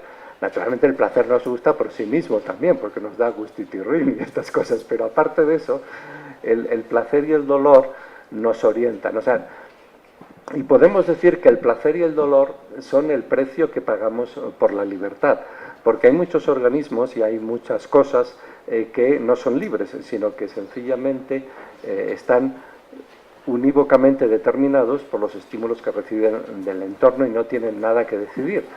Y entonces normalmente estas cosas pues están bastante bien y bastante seguras, porque ya su genoma les conduce a hacer lo que les conviene y a evitar lo que no les conviene. Pero en la medida en que nosotros tenemos cierta, bueno, no total, pero cierta capacidad de libertad y podemos hacer lo que queramos, nosotros podemos lanzarnos en cualquier dirección, y muchas de estas direcciones pueden ser letales. Por ejemplo, un animal que está genéticamente preprogramado para comer ciertas plantas y otras no, solo come las plantas que le son beneficiosas y evita las plantas venenosas. Nosotros podemos comer cualquier planta, cualquier seta, por ejemplo, incluidas las venenosas, y podemos morirnos. O sea, necesitamos una cierta orientación. Y entonces, en general, un mecanismo que no nos obliga, pero nos orienta, es el mecanismo del placer y el dolor. Normalmente, las cosas que nos dan placer son cosas que nos convienen, y las cosas que nos dan dolor son cosas que nos perjudican. Y por eso, simplemente sintiendo placer y dolor, al hacer una cosa u otra, pues ya hacemos o evitamos una cosa u otra. Bueno, vamos a hablar un momento para terminar de los perros, que son de la familia de los cánidos, y voy a hablar muy en general, porque ya ha pasado mucho tiempo, de los perros. En primer lugar, voy a presentarles en un par de fotos a otros miembros que no son los perros de la familia de los cánidos, porque es una familia absolutamente maravillosa. O sea, es imposible conocer los cánidos sin enamorarse inmediatamente, y casi si uno se mira al espejo, en fin, ya se siente avergonzado de lo feo que es uno en comparación con lo guapos que son muchos de estos animales que van a ver ustedes. Fíjense, les presento a un cánido mexicano de una belleza incomparable, que es el coyote. Fíjense qué animal tan bonito, qué animal tan precioso. No sé si se pueden apagar las luces estas, pues, para que vean mejor las fotos. Sí. ¿Él? Ah, bueno, pues déjenlo, si no... Bueno, es que los cánidos son... los coyotes, por ejemplo, que son los cánidos que hay aquí, pues son, como digo, unos animales excepcionalmente inteligentes y muy, muy bonitos. Esto es un zorro, que es otro cánido. Por ejemplo, yo en mi casa de Moyán, pues para conocerlas mejor y tal, desde hace un par de años pretendo tener 4 gallinas, que entonces, bueno, aparte de que me ponen huevos y tal, me gusta, porque están en un corral muy amplio, y de todos modos les dejo en completa libertad 1 o 2 horas al día. El problema que tengo es que cuando les dejo en libertad 2 días y yo no estoy delante, pues de vez en cuando viene un zorro y se come a una, que es el animal. Y entonces, ahora por ejemplo solo tengo 2, porque aunque ya las he suplementado un par de veces, siempre viene el zorro y se las come. Entonces, los animales domésticos en general, pues son animales que si no fuera por algún tipo digamos, de ganadería o de algo, desaparecerían, porque son animales que no... mucho más torpes que los predadores que se los comen. O sea, un zorro, donde hasta una gallina, yo lo único que veo es que hay como un círculo de plumas, porque la gallina, el zorro despluma constantemente, inmediatamente a la gallina, y se lleva ya la gallina ya desplumada. Entonces las gallinas, pues ya hablaremos de las gallinas el jueves. Son unos animales excepcionales, muy, muy interesantes desde todos los puntos de vista, tanto que yo he querido conocerlas personalmente, no solamente a través de libros y tal, sino también he aprendido un montón de cosas muy interesantes sobre las gallinas, pero se las comen el zorro, y además forman entre ellas jerarquías. Tienen un pecking order, es decir, una jerarquía muy establecida.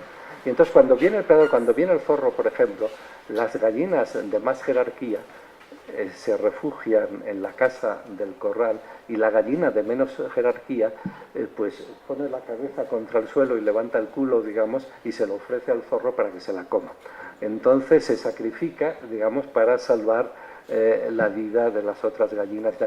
Bueno, las gallinas siempre están rascando. Son animales, si se les deja en libertad, un poco muy interesantes, que tienen una vida muy interesante. Claro, estas pobres gallinas que están encerradas en unas jaulas minúsculas en la ganadería intensiva esta, pues esto es un infierno para ellas.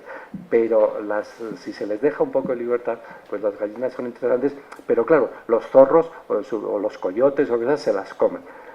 Tampoco hay que escandalizarse por eso, a mí me parece bien, me parece normal, o sea, la naturaleza hay que aceptarla como es, hay que aceptar pues que unos animales se comen a otros y que los zorros, por ejemplo, pues se comen a las gallinas, y bueno, pues así es. Entonces, Alfonso X de Castilla, que era el rey sabio, que hizo Alfonso X el sabio, se cita una frase suya que dice que en una ocasión que le explicaba el sistema ptolemaico que él encontraba muy complicado, dice: si el día de la creación yo hubiera estado al lado del Señor, podría haberle dado un par de buenos consejos para hacer las cosas de un modo más simple. Bueno, pues claro, si hubiéramos estado, podríamos haber dado otros consejos para hacer las cosas de otra manera, pues las cosas son como son y cualquier filosofía y cualquier ciencia tiene que empezar por aceptar la realidad como es. Otros cánidos maravillosos son los chacales, Canis aureus, mire qué animales tan bonitos. Que estos viven en África, sobre todo los coyotes son americanos, los lobos en realidad viven en todo el mundo, los chacales viven en África, los zorros, hay aquí zorros también, supongo, o no, no sé. Bueno, estos son los licaones, que son los algunos consideran los cánidos más interesantes, los licaones, que les llaman a veces en inglés wild dogs o hunting dogs, es decir, son unos cánidos que hay en África que interesan mucho a los antropólogos porque cazan como cazaban los hombres, digamos, en la época del Paleolítico, cazan socialmente. Normalmente los predadores solamente cazan animales más pequeños que ellos. Por ejemplo, el zorro caza a la gallina, que es mucho más pequeña.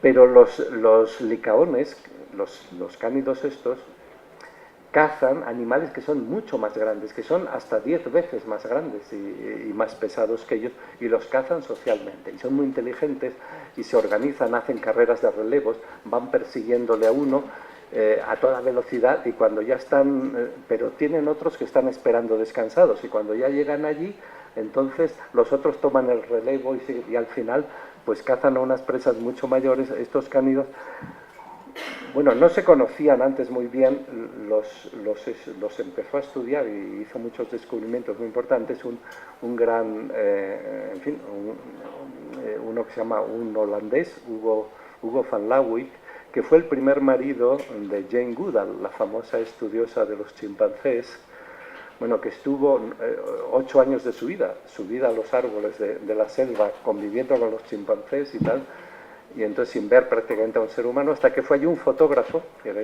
a hacer fotos de los chimpancés que estaba viendo. Bueno, como era el único tío que pasaba por allí no sé cuánto tiempo, pues obviamente, aparte que era un tío interesante, pues se enamoró de él y se casaron, y entonces... bueno, no había mucho donde elegir de todos modos, pero la alternativa habría sido un chimpancé. Pero este Hugo van Lawick, pues un biólogo muy importante, y este fue el que por primera vez estuvo en el Serengeti muchos años estudiando la vida de los licaones y descubriendo cosas que no se sabía, y descubriendo de otros animales también.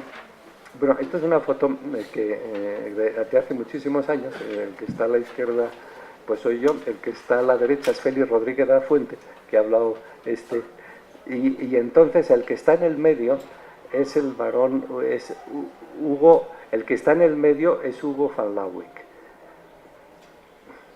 Bueno, y entonces los cánidos, que hemos dicho que los coyotes son cánidos, los zorros son cánidos, los licaones son cánidos, los chacales, son todos ellos, cada uno de estos animales que he citado. Si usted realmente tiene oportunidad de verlos en la naturaleza, o de ver una película o un documental o un libro, lo que sea, son unos animales absolutamente maravillosos, y son de una belleza y de una inteligencia excepcionales. Bueno, este es el lobo, el señor lobo, al tal que hay que quitarse el sombrero, porque menudo tío tan estupendo que es el lobo. Lo que pasa es que naturalmente se ha creado una leyenda negra en torno a él, que a los niños les han lavado el cerebro desde pequeños, Caperucita y el lobo feroz y el lobo malo. E incluso, como decíamos, el filósofo Thomas Hobbes, un filósofo muy importante, pero entonces cuando quiere referirse a una situación inventada, porque no era de unos en que los seres humanos estarían matándose y peleando unos con otros, dice que sería una situación de homo homini lupus, el hombre sería como el lobo para el hombre. Pues ojalá, pero no, porque el lobo para el lobo, pues es totalmente caritativo, es una mezcla de, bueno, no sé cómo llamarlo, de jurista, de socialista, de Madre Teresa de Calcuta, de todo lo que ustedes quieran. Y por ejemplo, cuando cazan los lobos, como los licaones, cuando cazan,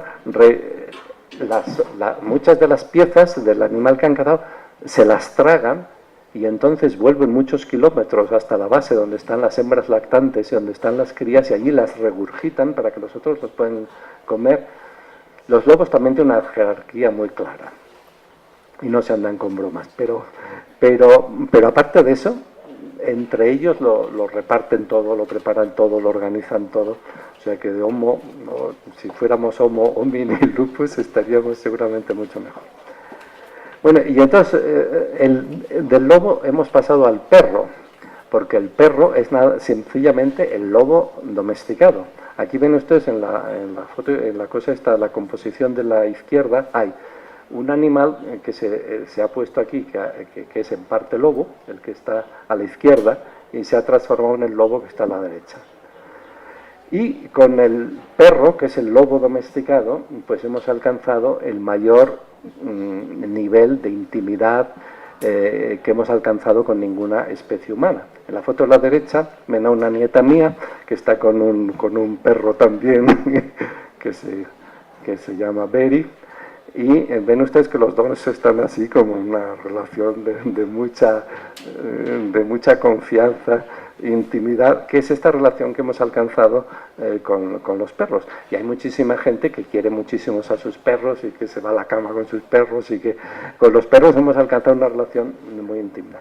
Lo que pasa es que hay muchos perros que están muy maltratados, naturalmente, y por ejemplo, una de las cosas es que un perro es un lobo, y un lobo cada día anda 40 kilómetros. O sea, los perros necesitan andar muchísimo. Y entonces hay muchos perros que están encerrados en casas, en apartamentos, que los llevan de una correa, y esto es un desastre. Entonces, mis perros nunca han ido de una correa, porque a mí me gusta que mis perros y mis gallinas vivan como me gustaría vivir a mí si yo fuera perro o gallina. Y entonces, desde luego, cuando me imagino que me llevan de una correa tirando, no me gusta nada. Y los perros, bueno, en las ciudades muchas veces está prohibido llevar a los perros si no es atados, aunque hay alguna rara excepción. Por ejemplo, en Chile, es un país muy largo, como saben ustedes, y en la parte de arriba del todo está el desierto de Atacama. En el desierto de Atacama yo he ido varias veces, entre otras cosas por razones astronómicas y cosmológicas, porque hay unos observatorios astronómicos, los mejores del mundo prácticamente están allí. He ido varias veces por eso. Y hay una ciudad que está allí, en medio del desierto de Atacama, que es un sitio pequeño pero maravilloso, que se llama San Pedro de Atacama. No sé si han oído hablar ustedes. Es una ciudad favorita de los hippies y tal, donde hay mucha... Lo que pasa es que está lleno de gente que hace de estas artesanías y las vende. Y una vez hablaba con una muchacha allí que decía que ella venía de Argentina y hacía no sé qué. Dice, sí, a mí me gusta vivir en San Pedro de Atacama, pero dice, lo que pasa es que en esta ciudad hay una energía espiritual tan fuerte que yo al cabo de unos meses me siento como mareada y me tengo que regresar a Buenos Aires y entonces allí, pues, pero claro, luego me vuelvo siempre. Pues en San Pedro de Atacama, por ejemplo, las calles no se asfaltan nunca, todas las calles son de tierra. Y una de las características que hace ningún perro, porque es por lo que hablo aquí en San Pedro, ningún perro se ata, sino que los perros todos están sueltos. Aquí, como ven ustedes, están durmiendo la siesta en una cama, en una calle. Entonces, todos los perros andan sueltos, la gente los conoce, sabe de quién son, y tienen sus peleas y sus amores y sus historias, sus culebrones, digamos, por ahí ellos, y pues nadie se mete con ellos, van por ahí corriendo, y solamente por la noche ya, cuando anochece y se ha vuelto oscuro, cada uno se vuelve a su casa, donde tiene una especie de sistema de seguridad social, donde le dan algo de comer y tal, y le dejan allí tumbarse y duerme tranquilo. Pero a la mañana siguiente otra vez se sale y hace su vida. O sea, si se cumple esto de los indios y ustedes se reencarnan en un perro, yo les aconsejo que se vayan a vivir a San Pedro de Atacama, porque es uno de los mejores sitios para vivir esta perra vida. Bueno, esto está ahí al lado de esto, fíjense qué paisaje tan maravilloso, que es el desierto de Atacama, y bueno, y esto es la parte esta alta, a más de 3.000 metros de altura, donde están estas llamas y donde actualmente se colocan estos radiotelescopios, en fin, sensacionales. Estos son unos perros, en fin, perros míos, son los perros muy... Y a los perros también se les maltrata mucho, hay muchísimos maltratos a perros, por ejemplo hay peleas de perros, lo mismo que hay peleas de gallos y peleas de toros y peleas de tal, pues las peleas de perros han sido un gran problema, porque en muchos países del mundo pues se han torturado a los perros de una manera tremenda, se han creado perros hiriéndoles de una manera horrorosa, colgándoles durante semanas enteras de los dientes, en fin. Y luego pues han acabado todos desangrados y muertos. Y en la mayor parte de los países del mundo las peleas de perros están prohibidas, pero en algunos sitios, por ejemplo en Pakistán, pues todavía se siguen practicando, y en otros, por eso, bueno, que Pakistán por otro lado pues es el país nato del terrorismo y de todas esas cosas, o sea que estas cosas, tanto lo mismo estas cosas de la violencia con los animales en México, de las peleas de gallos y las corridas de toros y tal, pues obviamente están relacionadas con los narcos y con las muertes de Ciudad Juárez, son los que crean en un país una cultura, digamos, violenta y cruel y bronca. Pues lo mismo ocurre con el terrorismo. Normalmente pues estos sitios donde se practican este tipo de cosas pues son sitios donde el terror es más fácil que nadie tenga ninguna compasión también con los seres humanos. Y también hay la cosa de la compasión. Bueno, esto también, porque la foto mía también, esto es en Ova, al lado de Cambridge, un pueblecito que vive una hija mía, que yo estuve allí visitándola pues, hace poco. Entonces me encontré por la calle pues este pobre perrito, muy mono y muy listo, muy cariñoso, que por una accidente, o sea, que había perdido las piernas de atrás. O sea, aquí ven, tenía las piernas de delante y el rabo, y entonces su dueño allí, que era un hombre muy habilidoso, le había hecho este carrito que le permitía pues seguir haciendo una vida pues relativamente activa dentro de lo que cabe. Yo estuve hablando con él, a mí me gusta mucho hablar con los perros, porque siempre, ya saben lo que decía el rey ¿cómo se llamaba? Federico II de Prusia, decía, cuanto más conozco a los hombres, más amo a los animales. Pues en cualquier caso los perros pues son muy expresivos, porque hay animales con los que es muy difícil hablar. Por ejemplo, bueno, a mí me parece una barbaridad que alguien tenga un pájaro en una jaula o un pez en un acuario, pero si uno tiene un pez en un acuario, de todos modos, aparte que sea una barbaridad, es que no hay la más mínima posibilidad de comunicarse con él. Es imposible hablar con un pez, es imposible saber lo que el pez sienta. Usted está mirando a un pez y es como si estuviera mirando a una piedra, no sabe, no, mientras que un perro, por ejemplo, pues no, uno sabe perfectamente lo que el perro siente. El perro a veces está tratando de engañarle a uno y uno lo nota, el perro tal, o sea, con el perro lo entendemos pues muy bien. Y entonces acabo simplemente recordándoles que aparte de los animales domésticos, pues hay también los animales salvajes, que son la mayoría, la gran mayoría, y para poner solo dos o tres fotos de uno que tiene mucho que ver con México, pues las mariposas son en fin, unos insectos maravillosos. Entonces uno de ellos es la mariposa monarca. Entonces hacen unas migraciones tremendas entre Canadá y los bosques de aves religiosas del estado de Michoacán. Y entonces aquí vienen una de estas mariposas monarcas en una flor. Aquí se están acumulando en uno de estos árboles unas cantidades gigantescas. Aquí ven ustedes estos árboles que están como nubes de mariposas monarcas, y llegan a reunirse cada año. Ahora se están yendo, si no se han ido ya, en invierno llegan a reunirse más de 1.000 millones de ejemplares de mariposas monarcas. Afortunadamente en México están protegidos estos bosques, pero a pesar de estar protegidos, de hecho los están destruyendo, porque en todos los bordes de los bosques los están talando para plantar, con esto de que somos pobres y necesitamos tal, pues entonces talan los bosques. Y bueno, entonces, naturalmente, destruyendo el planeta y destruyendo los bosques y destruyendo los animales, pues los pobres no van a ser menos pobres, van a ser mucho más pobres todavía, y van a vivir en un medio pues mucho más desgraciado. Lo que a todos nos gusta pues es vivir en un medio agradable, en un medio en el que nos sentimos bien, en un medio en el que estamos rodeados de árboles y de plantas y de animales, y esto vale para todos los seres humanos. Es como si el aire en México pues es malo, pues esto es malo para todos, para los ricos y pobres, y si el aire está limpio, pues esto nos beneficia también a todos. O sea, no hay que pensar siempre que las cosas solo benefician a unos y a otros no. En cualquier caso, el vivir en un planeta con una naturaleza pues digamos intacta y bien preservada, pues es una riqueza de todos. Pues ya está, pues gracias por su atención.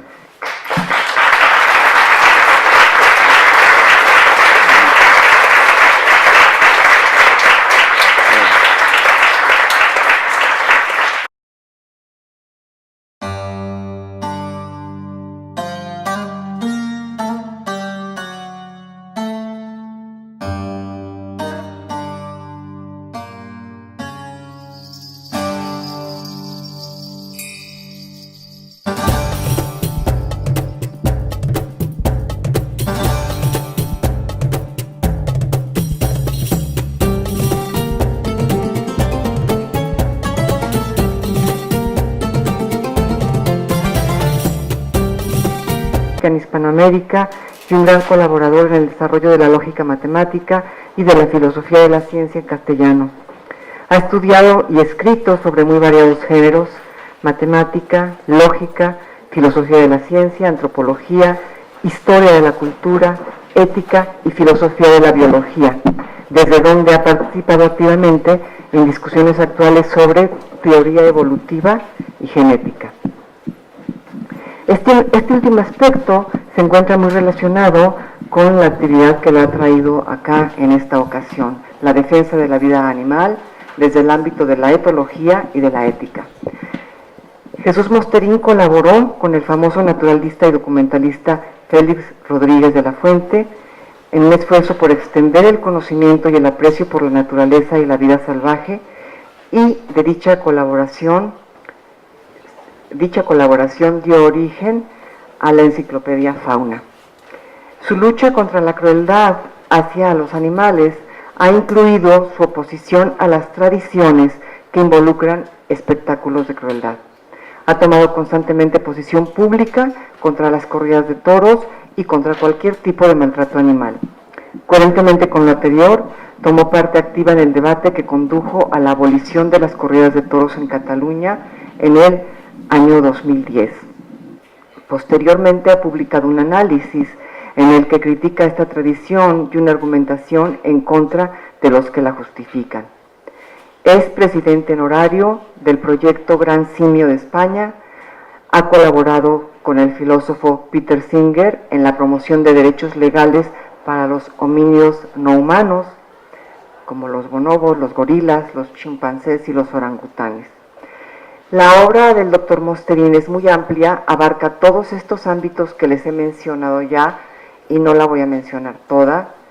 Hace un momento decía yo a la prensa que ocupa 3 páginas a renglón seguido en mi documento, pero sí me interesa mencionar las obras más importantes relacionadas con el tema que él va a tratar, con los temas que él va a tratar acá, que es el libro El reino de los animales, el más reciente, que es El triunfo de la compasión, uno que seguramente muchos de ustedes ya conocen, que es Vivan los animales, otro que es A favor de los toros, y finalmente uno que se presentará este jueves a las 7 de la noche en la librería El Sótano de Coyoacán, del centro de Coyoacán, que es Ciencia, Filosofía y Racionalidad.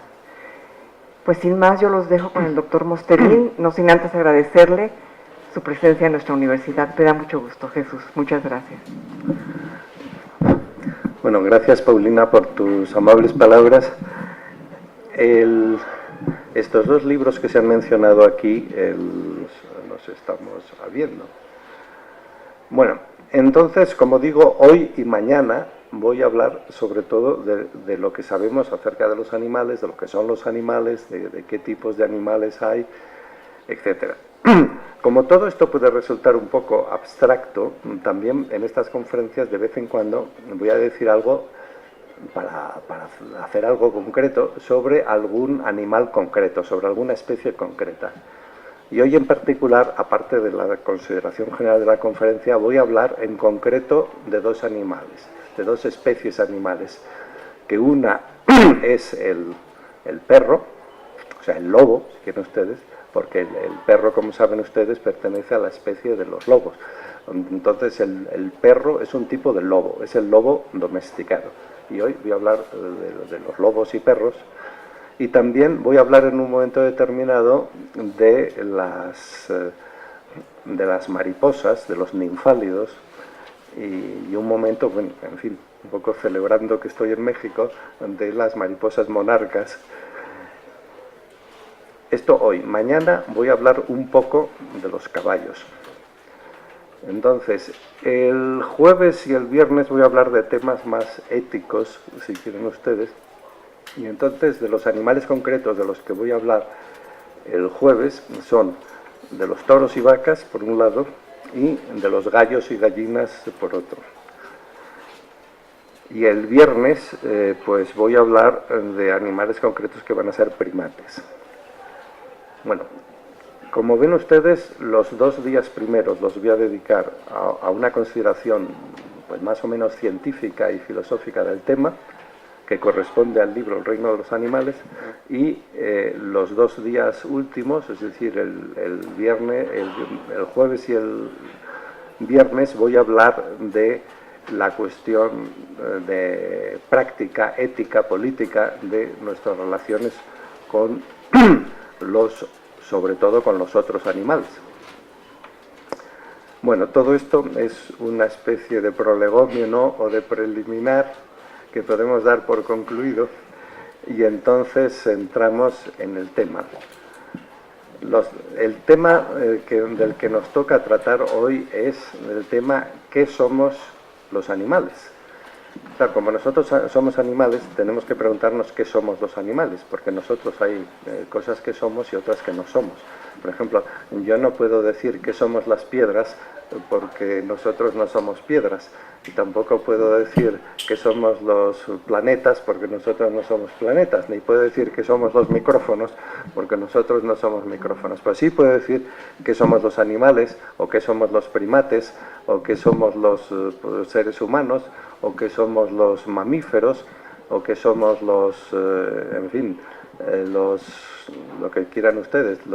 Si estamos, bueno, yo en mi caso puedo hablar de qué somos los hombres, pero no puedo hablar de qué somos las mujeres, porque yo no soy una mujer. Puedo hablar de qué somos los europeos, porque yo soy europeo, pero vamos, como he venido muchas veces a América, también me considero un poco americano y un poco mexicano, pero básicamente la pregunta ¿qué somos los animales? Es la manera correcta de preguntárselo, y no ¿qué son los animales? Porque si nos preguntamos ¿qué son los animales?, parece que estaríamos preguntando por lo que son los miembros de un conjunto al que nosotros no pertenecemos. Bueno, a lo mejor alguno hay por ahí que se considera un vegetal o un mineral, pero vamos, supongo que la mayoría están de acuerdo y y se sienten a gusto en su propia piel como animales. Entonces, bueno, para empezar, cuando nos preguntamos por lo que son las cosas, por lo que es la realidad, estamos dedicándonos a una parte de la filosofía que se llama la ontología. Y el más grande filósofo quizá de todos los tiempos, y que fue el fundador de, entre otras cosas, de la ontología, como lo fue también de la lógica y de la ética, y en fin, y de todo lo que quieran, fue Aristóteles. Y Aristóteles, pues ya, en fin, como decía antes a los periodistas, en la Edad Media era el único filósofo al que no se referían por su nombre propio, sino le llamaban filósofos. Es decir, decían, por ejemplo, pues Platón decía no sé qué y Epicuro decía no sé cuántos, pero el filósofo decía que, y cuando decían el filósofo, se referían a Aristóteles. Y Aristóteles le interesaba, frente a Platón, que era como muy idealista y un poco fantasioso y hablaba de un cosmos noetos donde, en fin, que estaba lleno de formas abstractas y tal. Platón, Aristóteles era como muy realista y le gustaba mucho la realidad y trataba de estudiar la realidad. Entonces él decía que las cosas que hay, pues que son básicamente de dos tipos. Decía que hay lo que él llamaba en griego usiai, es decir, protaiusiai, es decir, entidades primarias, que son las que son en sí mismas y que no necesitan para existir de otras. O sea, por ejemplo, esto se ha traducido por entidad, por sustancia. Por ejemplo, yo soy una sustancia o una entidad, una usía, una proteusía, una cosa, mientras que el reino de los animales y el triunfo de la compasión, pues según me dicen, están en México, pero estaban hasta ahora retenidos en la aduana, cosa que debían considerarlo peligroso, pero con la terminología esta extraña, aquí en Latinoamérica siempre hablan de la liberación y la teología de la liberación y no sé qué, pues al parecer también los burócratas estos de las aduanas hablan también de liberación. Y entonces me dicen que estaban esperando a la liberación de los libros por la aduana. Me parece que la aduana ya los ha liberado y entonces están en camino y mañana estarán aquí. No, estos dos libros son distintos en el sentido de que, bueno, yo recomiendo que al que se interese por los animales, pues que los compre o los lea los dos, porque son complementarios. Uno, El reino de los animales, es un libro que trata muy poco o nada de la ética, de la política, tal, y de lo que trata es de nuestro estudio científico y filosófico de los animales. O sea, va básicamente un libro que lo que promueve es no nuestra compasión por los animales, sino nuestro conocimiento de los animales. Y el otro, el triunfo de la compasión, como ya su título indica, este es un libro donde básicamente de lo que trata es de nuestra relación con los animales, que una relación pues a la vez deliciosa y conflictiva, en la cual pues en fin, nosotros somos animales, claro, y entonces todas nuestras relaciones sociales pues son relaciones animales, y las relaciones tanto con los animales humanos como con los animales no humanos pues siempre son complicadas, y el libro El triunfo de la compasión, trata de esto. Bueno, digo esto porque esto se aplica también a las conferencias que voy a dar aquí en la Facultad de Filosofía de la UNAM, en el sentido siguiente, de que yo voy a hablar aquí de los animales 4 días, que son hoy, mañana, el jueves y el viernes. Entonces, hoy y mañana voy a tratar de que reflexionemos un poco sobre los animales. Es decir, que adquiramos conocimiento sobre los animales. O sea, no voy a tratar tanto de los problemas estos prácticos y políticos y éticos que hay en todo el mundo y también en México y tal. Diré algo quizá de pasada, pero básicamente lo que quiero es promover el conocimiento de los animales. Porque claro, antes de bueno, antes de enamorarse, digamos, de alguien, pues hay que conocerlo un poco. Y entonces, pues antes de hablar de nuestros fluvios más o menos emocionales con los animales, pues tenemos que saber con qué o con quién nos estamos.